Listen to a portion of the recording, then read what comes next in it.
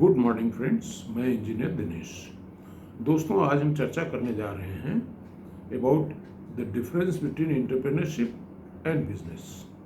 देखिए, दो चीज़ें हैं, इसका फ़र्क बहुत बारीकी से समझने की ज़रूरत है और फिर इसको आप समझ लेंगे तो आपको एक आंतरिक ऊर्जा मिलेगी अपना फ्यूचर डिसाइड करने में। अब जो हमारे युवा साथी हैं उनको मैं बताना चाहता हूँ कि देर आर टू थिंग्स। एक तो एंटरप्रेन्योरशिप है, दूसरा बिजनेस है। बिजनेस मोटा मोटा उसको कहते हैं कि कोई भी गुड्स एंड सर्विसेज की खरीद फरोख्त करते हैं और अपसेल करते हैं, तो that is known as business, जिसमें दो पैसा आपको आमदनी हो। You are not very choosy about the product and you are not choosy about adding value to the society, but you are choosy about making your own profit. हालांकि ये harsh words लग रहे हैं, लेकिन करीब करीब सच्चाई यही है। Entrepreneurship, on the other hand, it tries to satisfy the needs of the society, and at the same time it tries to replace the existing product by a better product at a effective cost। यानी कि हिंदी में आप समझिए कि जो अंग्रेजी का एक सूत्र वाक्य मैं अक्सर बोलता हूँ कि there always is a better way of doing things. जो चीज़ जैसे बन रही थी, जिस दाम पे बन रही थी, क्या ऐसा नहीं हो सकता कि उसके कम दाम में और उससे बेहतर क्वालिटी और कुछ बेहतर वैल्यू ऐड हो जाए, उसमें ऐसा प्रोडक्ट बनाए। इनफैक्ट चाइना ने यही किया। चाइना ने जो कॉस्ट रिडक्शन किया, उसकी वजह से पूरी दुनिया में वो छा गया। री इंजीनियरिंग और कॉस्ट रिडक्शन, दो चीज़ उसने अपने एंटरप्रेन्योर्स को समझाया। तो वही चीज़ मैं आपको समझाना चाहता हूँ कि सिर्फ बिजनेस करने से आप अपना फ़ायदा तो कर लोगे, लेकिन एंटरप्रेन्योरशिप, देखिए, अब बिजनेस की जब मैं बात करता हूँ तो बड़े बड़े बिजनेस हाउसेज भी आ जाते हैं। बड़े बड़े business houses, they are not entrepreneurs, they are business houses. वो नोट छापने में विश्वास करते हैं। हालांकि नोट छापना मतलब पैसा कमाना कोई बुरी बात नहीं है, इसको हम क्रिटिसाइज नहीं कर रहे हैं, क्योंकि वो सरकार को टैक्स भी देते हैं और कुछ एम्प्लॉयमेंट भी क्रिएट करते हैं in that process. But the basic motive is to make huge profits. मैं जिसकी बात कर रहा हूँ एंटरप्रेन्योरशिप की, खासतौर से सोशल एंटरप्रेन्योरशिप की, कि आप ऐसे प्रोडक्ट लेकर के मार्केट में आए हैं जो cost effective, value added, high quality हों, and at the same time उनके चांसेस ऐसे हों कि वो एम्प्लॉयमेंट जनरेट करें। एम्प्लॉयमेंट जनरेट का मतलब कि वो रेप्लिकेट हो जाए, देश के कोने कोने में वो बनने लगे हैं, और जो हमारी ट्रांसपोर्टेशन कॉस्ट ह्यूज होती हैं वो रिड्यूस हो जाए और सबको वो आइटम सुलभ हो जाए, कम कीमत पे, और अच्छा प्रोडक्ट मिल जाए। तो इन दोनों का अच्छा। दूसरी चीज़ क्या है कि आजकल सोशल मीडिया पे बड़ी भरमार है कि लोग आपको बिजनेस आइडिया देते हैं पैसा कमाने के लिए, कैसे करोड़ों कमा लें। तो अच्छी बात है, कमाना चाहिए लोगों को, कमाने में ही भलाई है सबकी, और कुछ लोगों को तो रोजगार मिलेगा ही। लेकिन जो फर्स्ट प्रायोरिटी होनी चाहिए हमारी, वो सोशल एंटरप्रेन्योरशिप की होनी चाहिए। अब जैसे आजकल एक सज्जन हैं, वो ये बताते हैं कि आप चाइना चले जाओ और वहाँ पे 100 रुपये की घड़ी मिलती है, डिजिटल खरीद लो और यहाँ ला करके 1500 में बेच लो, और कुछ दिन बाद अगर आपको सफलता मिल जाए तो उसके कंपोनेंट्स ला करके और असेंबल करके बेचने लगो, अपना ठप्पा लगा करके। अच्छी बात है, लेकिन आज की इस दौर में घड़ी की कितनी ज़रूरत है? मोबाइल तो है ही है टाइम बताने के लिए। मैं तो बहुत दिनों से घड़ी नहीं पहनता हूँ। It is just a fashion कि घड़ी लगाना, एक तो एक्स्ट्रा वेट हो जाता है हाथ में।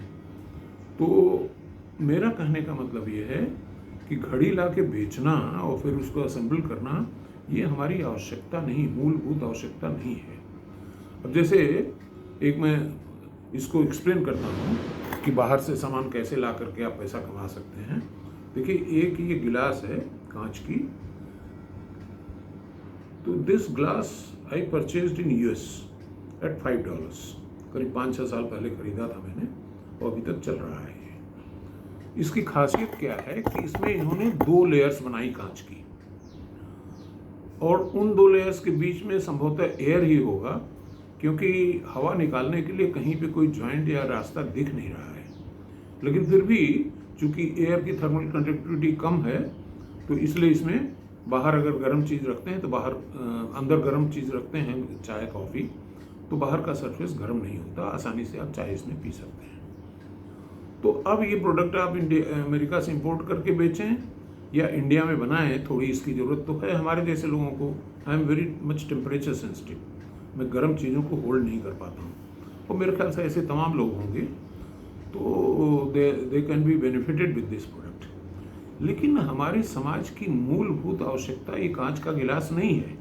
आप करें कुछ तो बेरोजगारी कम होगी, लेकिन जो मूलभूत आवश्यकताएं हैं उसमें एक आवश्यकता है हाउसिंग की, जिसको मैंने अपना कैरियर बनाया इन 2012 आफ्टर माय रिटायरमेंट। मुझे ऐसा लगा कि पूरे जीवन में मैंने जो पूरा हिंदुस्तान घूमा और देखा, तो मुझे महसूस हुआ कि हमारे देश में हाउसिंग की स्थिति ठीक नहीं। जो लोग मकान के क्षेत्र में, कंस्ट्रक्शन इंडस्ट्री में आए, उन्होंने कॉस्ट इफेक्टिवनेस वो नहीं ला पाए, चाहे जो भी वजह, उनको सस्ते सामान नहीं मिले, बिल्डिंग मटेरियल नहीं सही मिला सही दाम पे, और ज़मीनें महंगी हैं, तमाम सारी चीज़ें हैं। इन सब के बीच मैंने जो काम करना शुरू किया कि ऐसे प्रोडक्ट डेवलप करो कि कोई भी बना ले उसको। जब बहुत सारे लोग हो जाएंगे, देखिए उदाहरण से देके मैं समझाता हूँ। ये एक चौखट का कॉर्नर सेगमेंट है, इसको आप ध्यान से देखिए, ये पाउडर कोटेड भी है, और इसको मैंने असेंबल किया है स्क्रू से। If you can see the screw here, you see the screws are visible. Screw से असेंबल किया, पीछे एक ये सेक्शन बिल्ड कर दिया और इसमें स्क्रू जाकर के असेंबल हो गया, so that you can knock it down और इसको फ्लैट पैक करके कहीं भी भेज सकते हैं आप।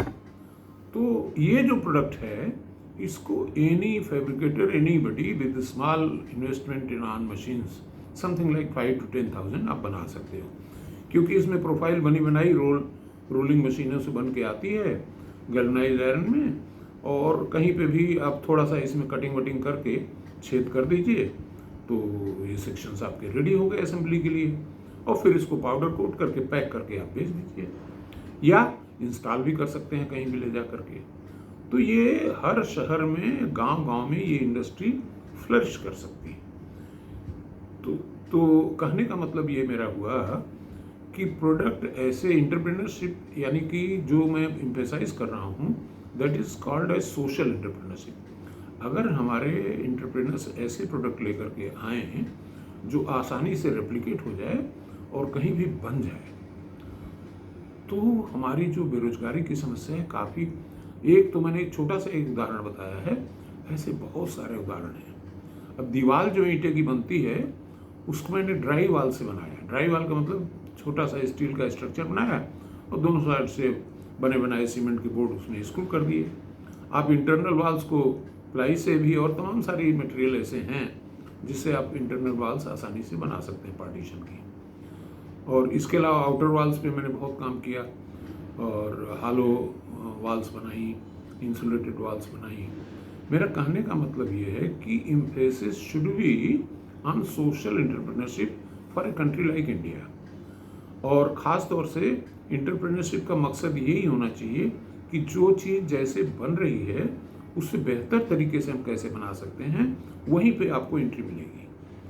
तो हमारे युवाओं के लिए ये संदेश है कि अपना कैरियर चूज़ करते समय, क्योंकि देखिए सरकारी नौकरी सबको मिलने जा नहीं रही है, तो इसलिए कुछ न कुछ हमको एक अल्टरनेट के तौर पे विकसित करना है। और जो लड़के हमारे नौकरी नहीं पा सकते, तो उनके लिए मैं ये काम कर रहा हूँ। धन्यवाद।